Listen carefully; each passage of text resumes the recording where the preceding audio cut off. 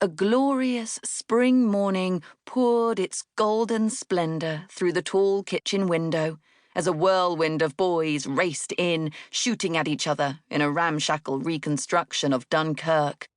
"Get out of here!" Audrey whooshed them out with the dishcloth.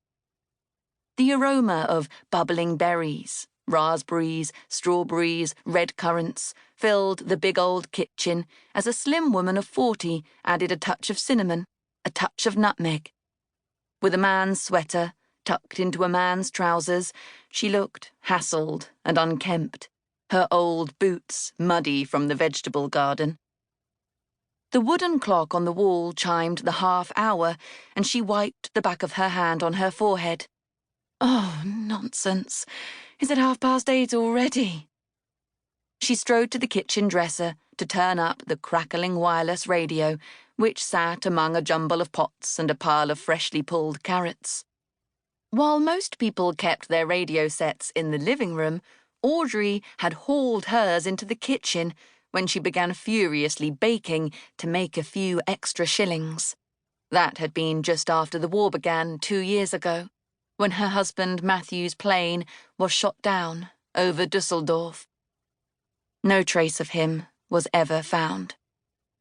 In various moments, she tried to stop herself picturing his body, so intimate and dear to her, broken on treetops or burned by an engine fire. His lifeblood spilled over the enemy's 7th largest city. Ever since his death, she had been run off her feet.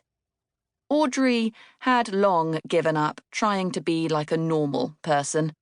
Every spare moment was given over to baking, anything to make extra pennies, and she often worked long into the night. With 3 needy boys, debt demands coming weekly, and an old mansion house falling apart around her, normality had flown out the dusty windows years ago. And that didn't even take into consideration the pig and the hens, her sizable garden, now given over to fruits and vegetables, the precious extra ingredients that made her pies and cakes. Exhaustion, disillusionment, and that panicky feeling that everything was running out of control had set up home in her heart. For the sake of the children, she worked hard to keep her anguish at bay, hugging them through their grief while thrusting her own down into her belly until the middle of the night. It was deemed bad spirit to show tears. Mr. Churchill had drummed that into them. Collective despair could bring the nation to its knees. Things weren't going well for Britain. Even with the propaganda, the BBC Radio News couldn't hide the desperation.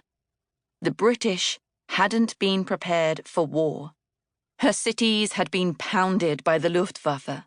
Her troops were fighting hard in North Africa, and Nazi U-boats were blocking imports of arms, metals, and, most crucial, food. The upper-class voice of the presenter, Mr. Ambrose Hart, drawled through the high-ceilinged old room. Presenting the kitchen front, the cookery program helping Britain's housewives make the most of wartime food rations. Let's hear what nonsense Ambrose Hart has to say today, Audrey said to herself, tasting a drop of her bubbling berries. They oozed with ripeness. The tang from the red currants pulled the sweetness back, and she had added a teaspoon of sugar to help it along. The government let you have extra sugar for jam making, if you chose to forego your jam ration. Most of this went into the pies Audrey made to sell, much to the boys' dismay. Often they had to go without sugar and jam for weeks at a time. But she needed the money. A few months ago, the bank had called in the loans, threatening to repossess the house. It was a sum far beyond her means, even with her widow's pension. She couldn't sell the house. It was her home, and Matthew's. And besides, it was in far too bad a state. Part of the roof had collapsed. In the end, she had been forced to seek help where she least desired. And ever since, She had been nudged by regret as to what it had cost her. "A bread omelette," Ambrose Hart on the wireless explained, "will stretch a single egg to feed a hungry family of 4 for breakfast.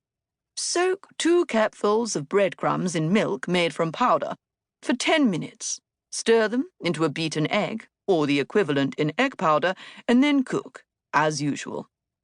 "Bread omelette? Is that the best Ambrose can come up with?" Audrey said, as her eldest son, a gangly 15-year-old, strolled in, his nose in a book.